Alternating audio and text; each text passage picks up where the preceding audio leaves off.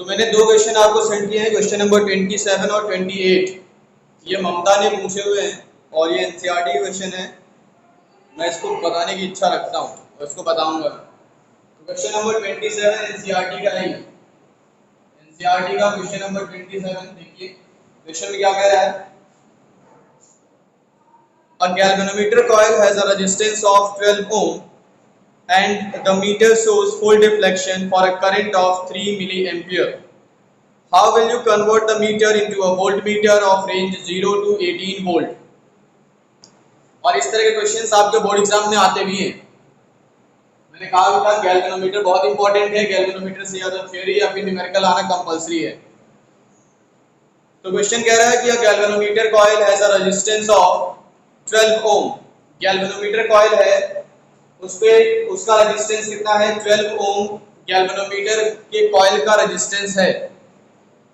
और जो meter show करता है वो फुल स्केल डिफ्लेक्शन यानी फुल डिफ्लेक्शन शो करता है 3 मिली एम्पियर पर। यानी अभी तक वो सिर्फ 3 मिली एम्पियर की करंट को ही मेजर कर सकता है, इससे ज्यादा की करंट मेजर नहीं कर सकता क्योंकि फुल स्केल डिफ्लेक्शन हो चुका है 3 मिली एम्पियर पर।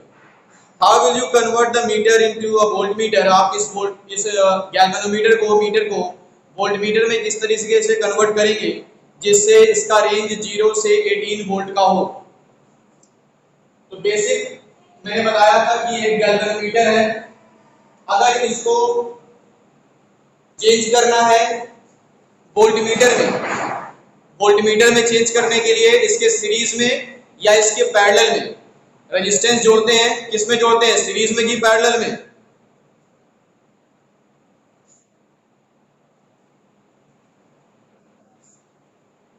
शंट किस में जोड़ते हैं? अगर इस गैल्वेनोमीटर को वोल्टमीटर बनाना है तो शंट को जोड़ना पड़ेगा सीरीज में।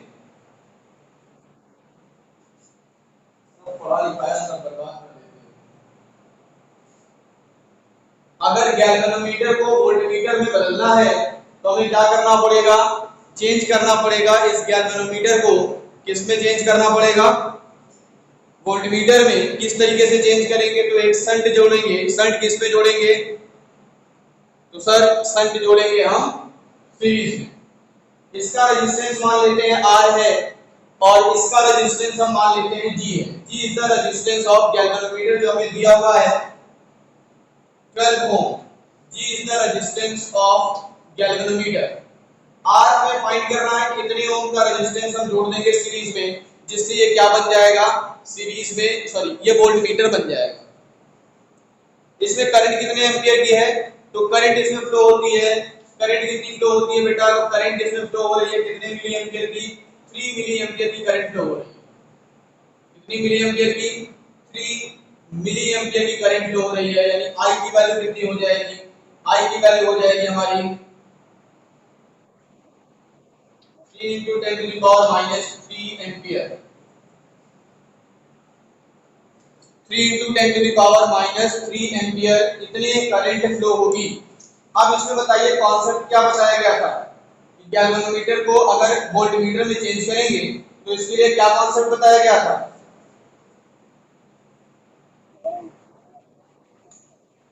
तो IG तो फाइंड IG दिया हुआ है ना हमें, यही करंट तो बेटा IG फाइंड होगी क्योंकि गैल्वेनोमीटर को वोल्टमीटर में कन्वर्ट करने के लिए रेजिस्टेंस को हम सीरीज में लगाते हैं और सीरीज में मैंने बताया था कि करंट की वैल्यू चेंज नहीं होती। यानी ये इसकी जो करंट रहेगी वही करंट इस पर भी रहेगी। तो IG की वैल्यू तो फिक्स हो गई 3 × 10⁻³ हमें रेजिस्टेंस फाइंड करना होगा। यानी रेजिस्टेंस इज इक्वल टू, मैंने फार्मूला बताया था V/IG V/IG - G। ये फार्मूला बताया गया था।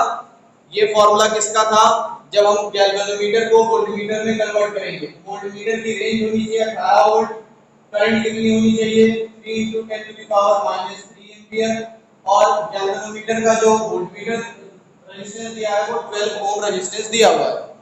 अब इसको सॉल्व करना बड़ा आसान हो जाएगा। ये इसको डिवाइड करेंगे, हो जाएगा 6000 -12।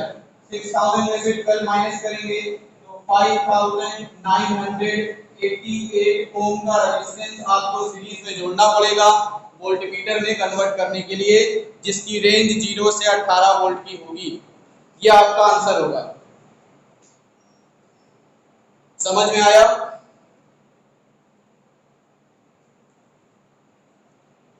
कॉन्सेप्ट माइंड में रखोगे तो बिल्कुल समझ में आ जाएगा। रफ करें। अच्छा, तो कैलकुलेशन करने का शऊर नहीं है, ये बताओ। ये बोलो कि हाँ मेरे पास अकल नहीं है, मुझे आता नहीं है सॉल्यूशन, तब तो ठीक है। दिया तो था अकल, अभी सॉल्व तो कर दिया।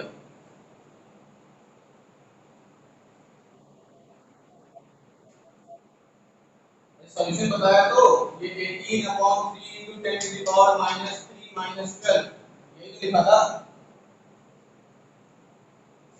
3 से इसको काटोगे 6 into 10 to the power 3 -12 हो जाएगा। ये हो जाएगा 6000 -12 यानी 5988। ये आ गया।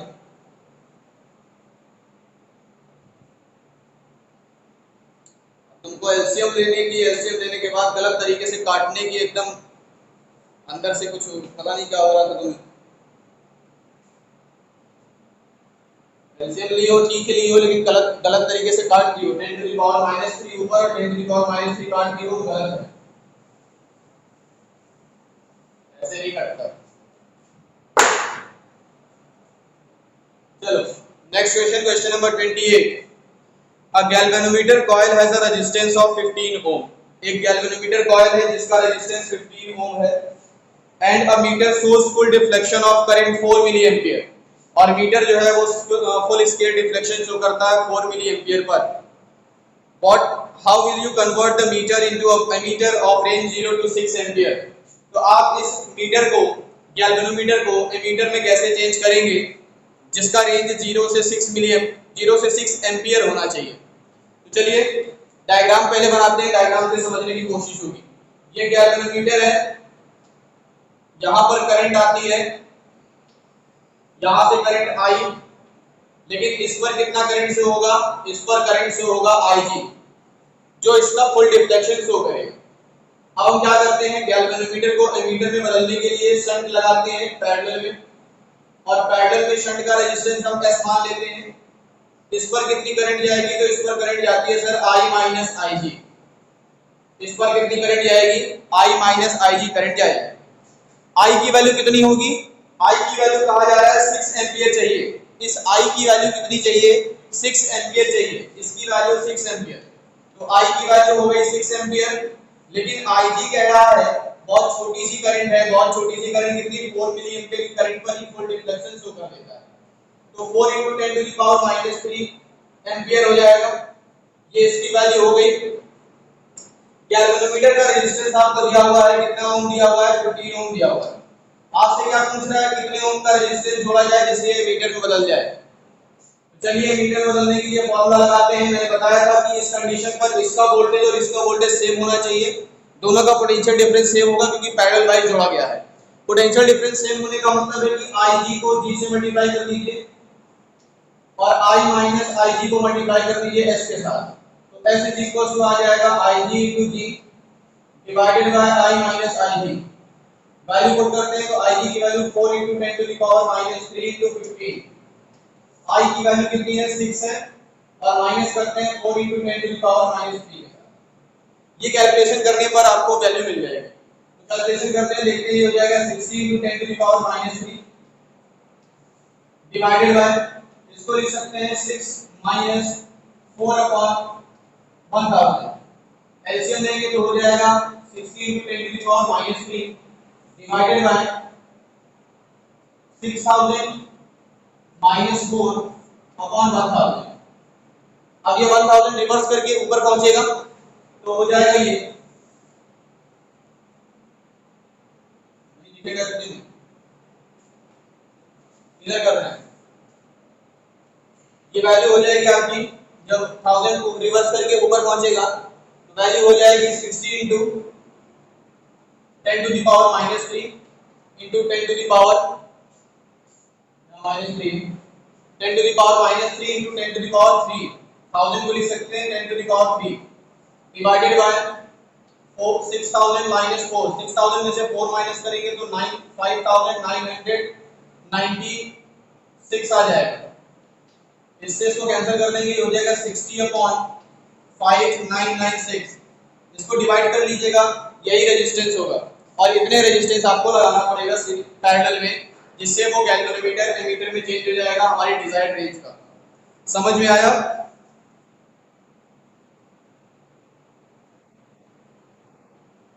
चलिए आगे लगाइएगा, आप लोग नहीं आएगा तो फिर नेक्स्ट क्वेश्चन पूछिएगा।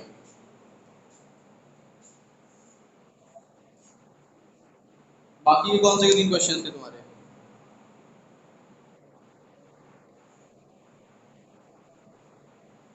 पांच क्वेश्चन थे।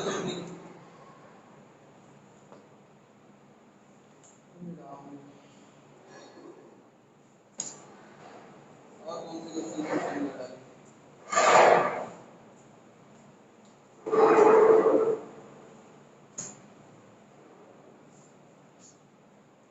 है मोबाइल में, देखो कल बताऊंगा उसको अगर देख पाऊंगा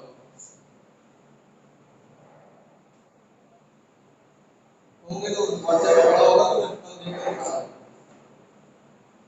ठीक है, आज हम लोग 5th चैप्टर स्टार्ट करने वाले हैं, 5वां चैप्टर मैग्नेटिज्म। इसको रफ कर रहे हैं।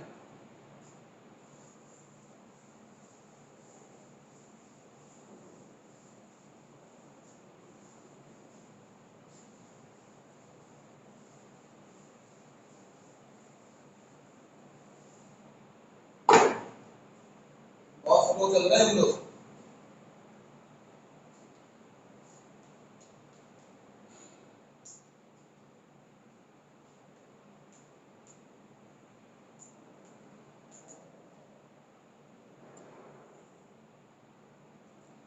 Chapter 5 magnetism.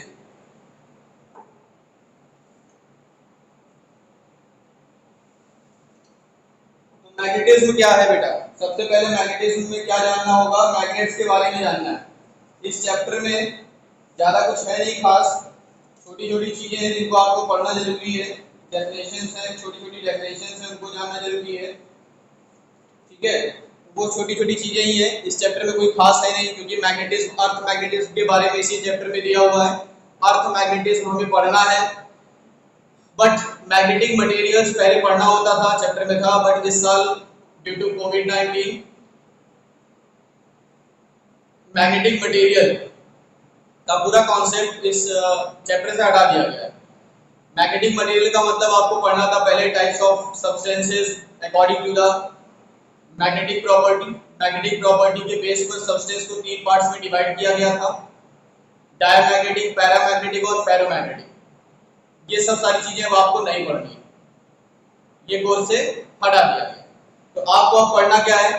आपको पढ़ना है, सबसे पहले हम लोग इस चैप्टर में पढ़ेंगे मैग्नेट्स क्या होते हैं, मैग्नेट्स कितने टाइप के होते हैं। तो सबसे पहले what is magnet? Magnet is a substance which has a property to attract some substances like nickel, cobalt, iron. इस तरह के सब्सटेंसेस, कुछ सब्सटेंसेस ऐसे होते हैं जो किसी दूसरे सब्सटेंस को अट्रैक्ट करने की क्षमता रखते हैं, उनको मैग्नेट्स कहा जाता है। अब मैग्नेट जो होते हैं वो कितने टाइप के होते हैं? तो मेनली जो मैग्नेट्स होंगे वो 2 टाइप के होते हैं, एक नेचुरल मैग्नेट होते हैं और एक आर्टिफिशियल मैग्नेट्स होते हैं। नेचुरल मैग्नेट्स अर्थ में पाए जाते हैं, अर्थ के डेप्थ में पाए जाते हैं, जिनमें मैग्नेटिक प्रॉपर्टी होती है, इनका कोई शेप साइज फिक्स नहीं होता, ये किसी भी शेप में किसी भी साइज में मिल सकते हैं।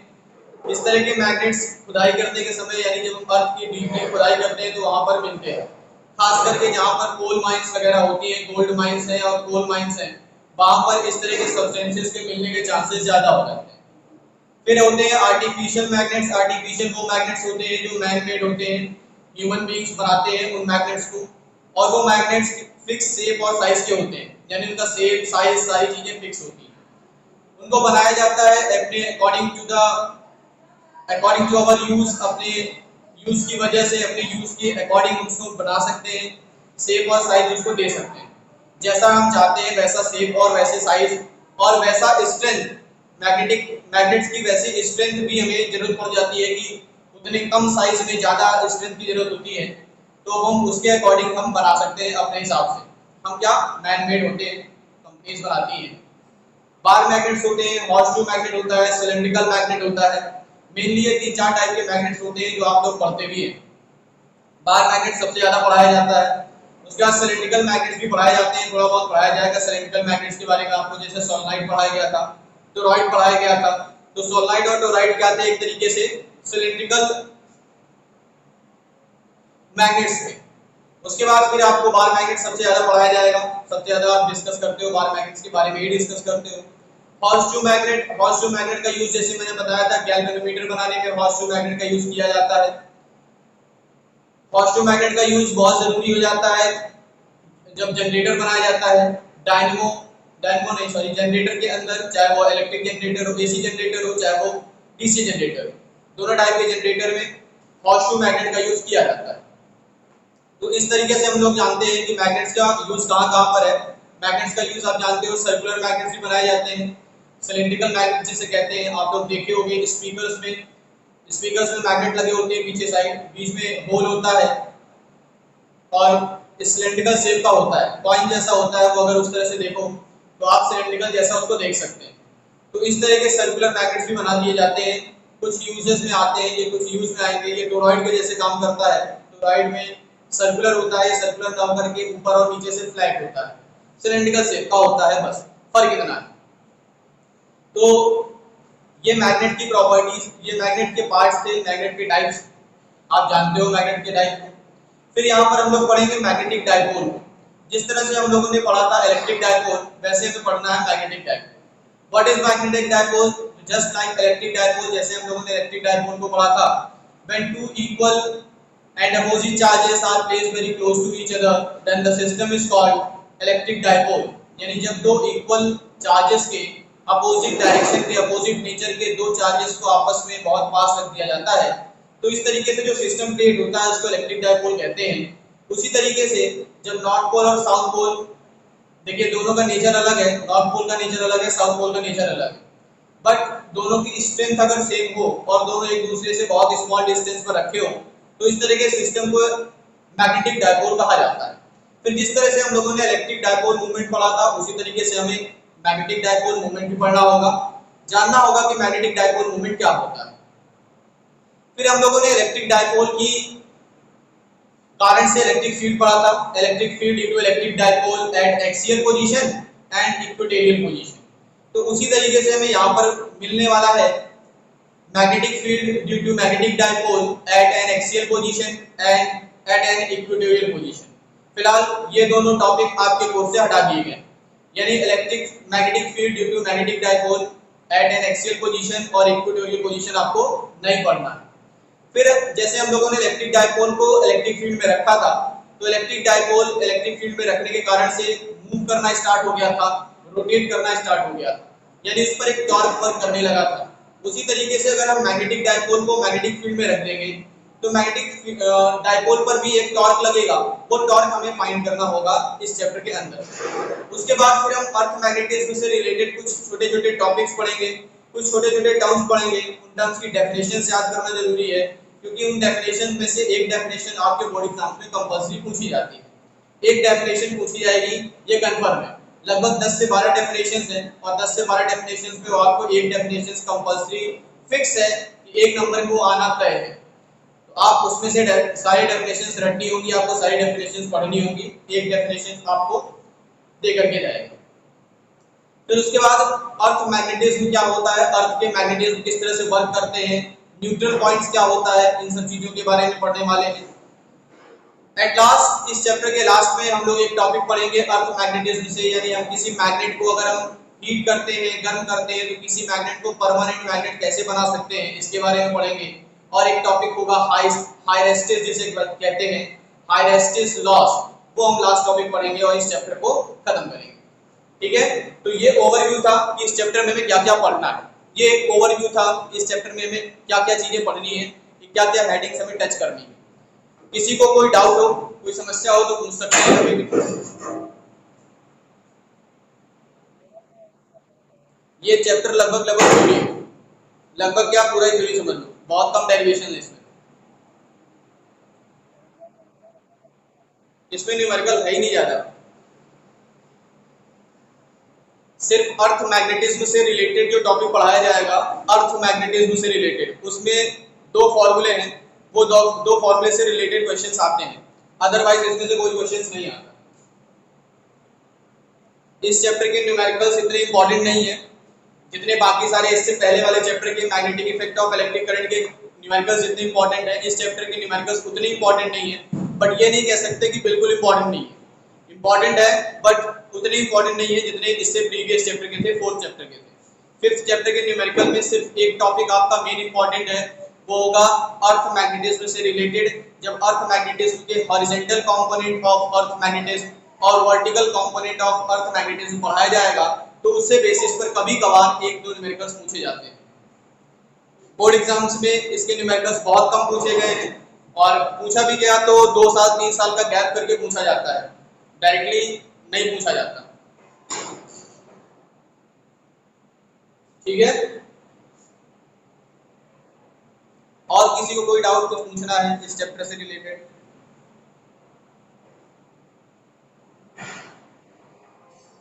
इस चैप्टर का ये ओवरव्यू था। अब स्टार्ट करते हैं इस चैप्टर के बारे में। जैसा कि मैंने बताया, मैग्नेट्स कितने टाइप के होते हैं, तो आप लोग जानते हो मैग्नेट 2 टाइप के होते हैं, आर्टिफिशियल मैग्नेट्स और नेचुरल मैग्नेट्स।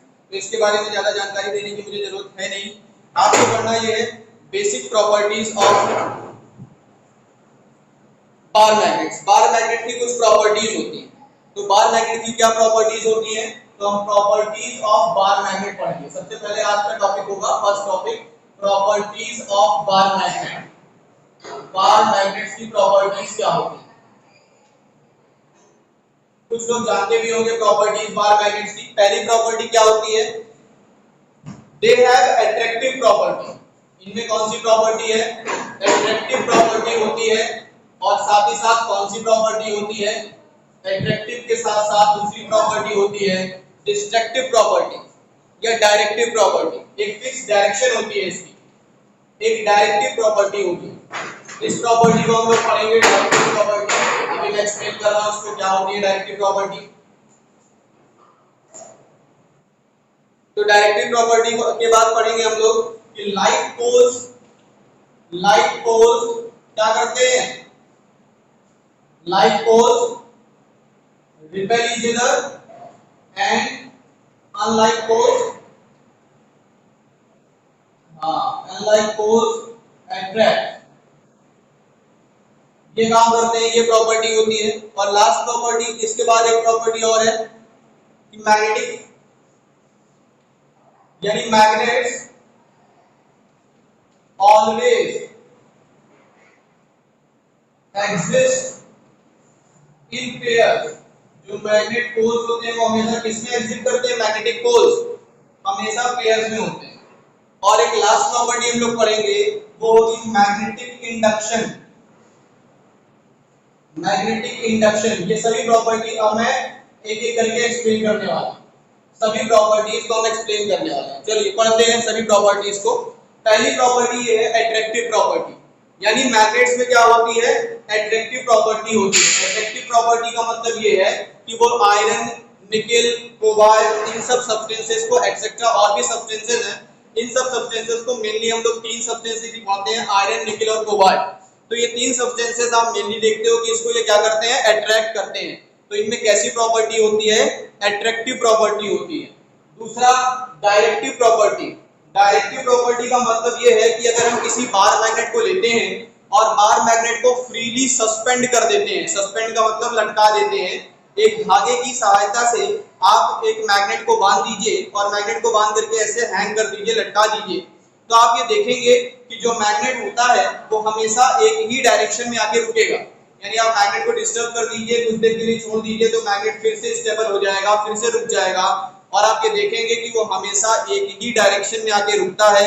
इसीलिए कहा गया कि मैग्नेट हैव डायरेक्टिव प्रॉपर्टी। और वो किस डायरेक्शन में आके रुकता है, हमेशा नॉर्थ और साउथ डायरेक्शन में आकर के रुकता है। मैग्नेट के अंदर डायरेक्टिव प्रॉपर्टी होती है, यानी डायरेक्शन की प्रॉपर्टी होती है। इट मींस अगर मैग्नेट को हम फ्रीली सस्पेंड करते हैं तो हमेशा वो एक फिक्स डायरेक्शन में आकर के रुक जाता है। ये प्रॉपर्टी आप अच्छे से जानते हो कि like poles repel each other and unlike poles attract each other. ये आप लोग पीछे पढ़ चुके हैं जब हम लोग इलेक्ट्रिसिटी पढ़ रहे थे, इलेक्ट्रोस्टैटिक्स पढ़ रहे थे पहला चैप्टर, वहां पे हम लोग चार्जेस के बारे में डिस्कशन किए थे कि अगर लाइक चार्जेस होंगे तो वो रिपेल करते हैं और अनलाइक चार्जेस अट्रैक्ट करते हैं। सेम उसी तर्ज पर ये भी वर्क करता है, यानी उसी पैटर्न पर ये भी वर्क करता है। लाइक पोल्स अट्रैक्ट रिपेल करते हैं और अनलाइक पोल्स अट्रैक्ट करते हैं। अब अगर आपको ये पता करना हो कि ये मैग्नेट है, ये चार्जेस नहीं है, ये मैग्नेट है, तो आप क्या करोगे? मैग्नेट है, ये कैसे प्रूफ करेंगे? मैग्नेट्स को कैसे प्रूफ किया जाएगा? तो मैग्नेट की जो रिपल्सिव प्रॉपर्टी होती है वही प्रूफ कर सकते हैं ये क्या है, मैग्नेट है। रिपल्सिव प्रॉपर्टी से ही प्रूफ कर सकते हैं।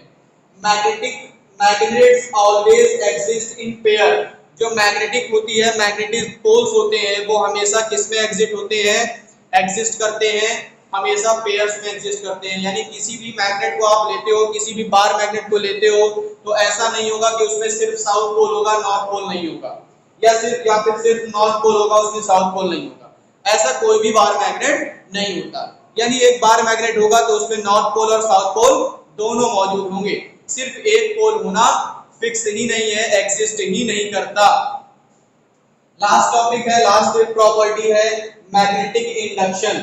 मैग्नेटिक इंडक्शन का मतलब ये होता है कि अगर किसी मटेरियल को, कैसा मटेरियल होना चाहिए, वो मैग्नेटिक सब्सटेंस होना चाहिए। मैग्नेटिक सब्सटेंस का मतलब ये है कि जैसे आयरन है, निकेल है या कोबाल्ट है, इसको आप अगर मैग्नेटिक फील्ड में कुछ दिन के लिए, कुछ समय के लिए रख दीजिए, कुछ दिन के लिए नहीं, कुछ समय के लिए, कुछ साल के लिए रख दीजिए, तो वो भी क्या बन जाएगा, मैग्नेट बन जाएगा। इस प्रॉपर्टी को कहते हैं, इस फिनोमिना को कहते हैं मैग्नेटिक इंडक्शन। और ये मैग्नेट्स में प्रॉपर्टी होती है, मैग्नेटिक बार की एक प्रॉपर्टी होती है कि अगर किसी सब्सटेंस को मैग्नेटिक फील्ड में काफी समय के लिए रख दो तो उस सब्सटेंस में भी मैग्नेटिक प्रॉपर्टी आ जाती है। ये चीज कहलाती है मैग्नेटिक इंडक्शन। मैग्नेटिक इंडक्शन का मतलब ये होता है कि एक की वजह से दूसरे में वही प्रॉपर्टी आ जाना। इंडक्शन का मतलब ये होता है कि एक की वजह से, एक की प्रेजेंस के कारण से दूसरे में वही प्रॉपर्टी आ जाना, वो कहलाता है इंडक्शन। जैसे अगर मेरे पास कोई बच्चा रहे और मेरे पास रहते रहते कुछ समय बाद उसे पूरी फिजिक्स आ जाए, पूरी फिजिक्स तो मुझे भी नहीं आती, जो मेरे पास है वही आ जाए, पूरी फिजिक्स तो मुझे भी नहीं आती, तो क्या हो गया कि मैग्नेटिक इंडक्शन, उस प्रोसेस को इंडक्शन कहते हैं जहां पर एक की वजह से दूसरे में कुछ डिफेक्शन आ जाए, कुछ बदलाव आ जाए, तो वो प्रॉपर्टी, एक की प्रॉपर्टी जो पहले से थी दूसरे वाले में वही प्रॉपर्टी आ जाए, इसको कहते हैं इंडक्शन। तो यहाँ पर क्योंकि मैग्नेटिक प्रॉपर्टी आ रही है इसलिए इसको कहा गया मैग्नेटिक इंडक्शन। अगर इलेक्ट्रिक प्रॉपर्टी आती तो उसे हम कहते इलेक्ट्रोस्टैटिक इंडक्शन। ठीक है, इंडक्शन का मतलब ये होता है कि एक की वजह से दूसरे में इफेक्ट आ जाना। जैसे संगति का, जिसे संगति का असर कहते हैं, संगति का असर आ जाता है साथ में रहते रहते, तो वो इंडक्शन कहलाता है। ठीक है, समझ में आया?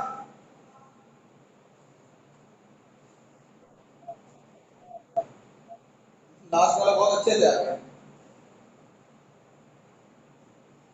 चलिए एक टॉपिक पढ़ते हैं आज का। हाँ, सेकंड में डाउट है डायरेक्टिव प्रॉपर्टी।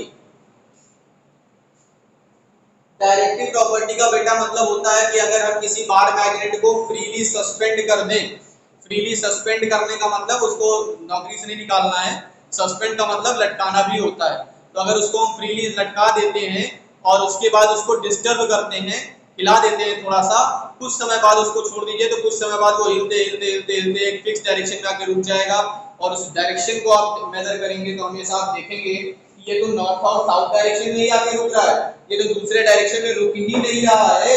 यही बात आपको हर बार मिलने वाली है। तो मान लीजिए ये हमारा मैग्नेट है, बार मैग्नेट है, इसको हमने बीच से बांध करके, इसको बीच से बांध करके ऐसे फ्रीली लटका दिया। लटकाने के बाद इसको आप डिस्टर्ब कर दीजिए, हिला दीजिए, ऐसे ऐसे घूमने लगेगा, घूमेगा घूमेगा, कुछ देर बाद ये स्टेबल हो जाएगा, इसी डायरेक्शन में स्टेबल होगा।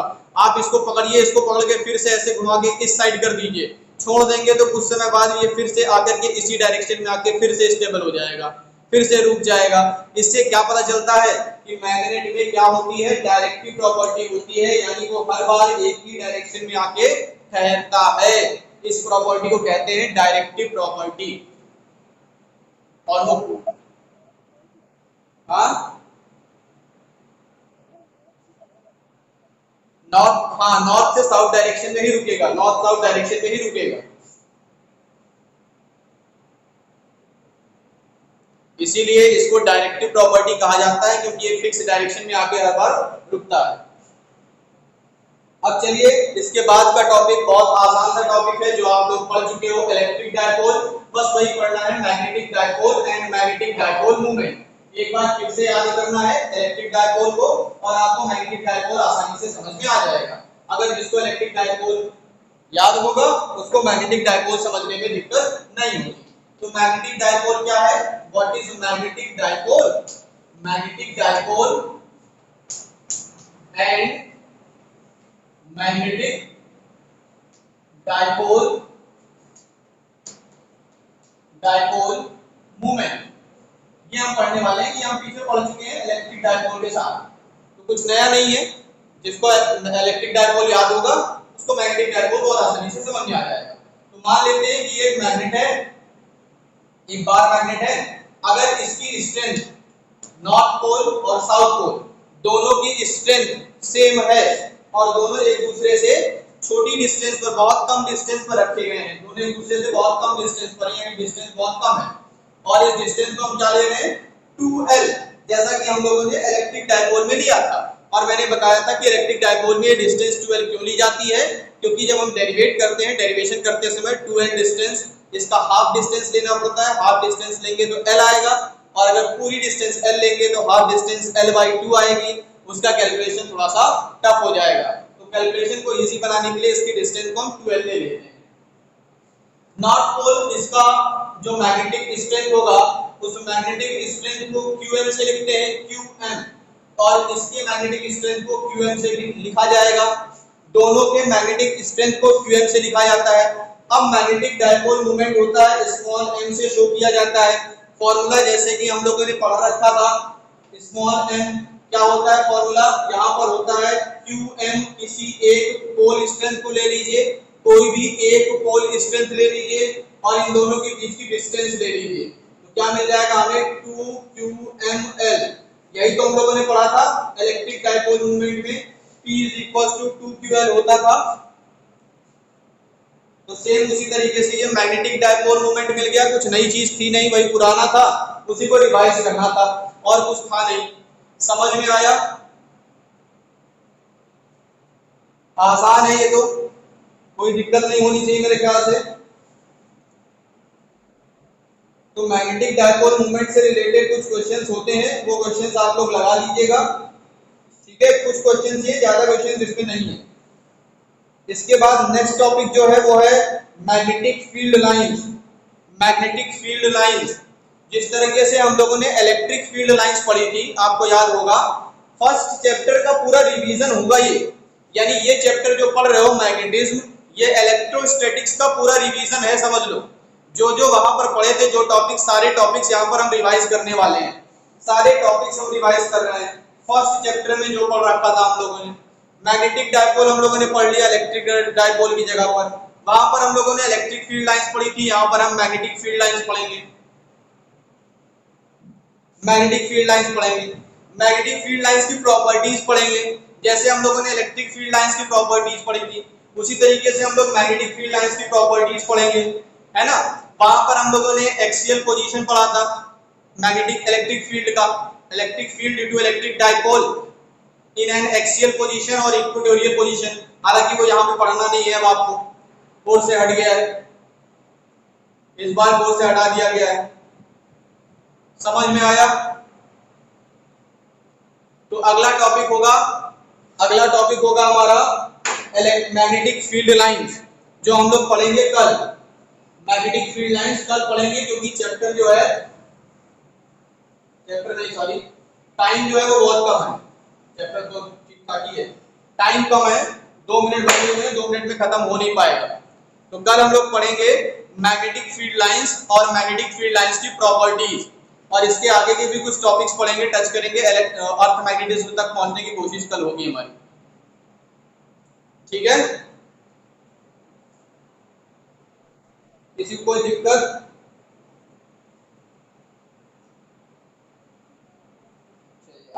पढ़ते रहिए, कोई दिक्कत होती है तो व्हाट्सएप पे सेंड कीजिए, न्यूमेरिकल्स लगाइए इससे पहले वाले, और दो तीन न्यूमेरिकल्स ममता का कहना है कि उसके छूटे हुए हैं, मैं वो कल बताऊंगा। ठीक, चलिए आज की क्लास ओवर करते हैं, टाइम वैसे भी 1 मिनट बचा हुआ है।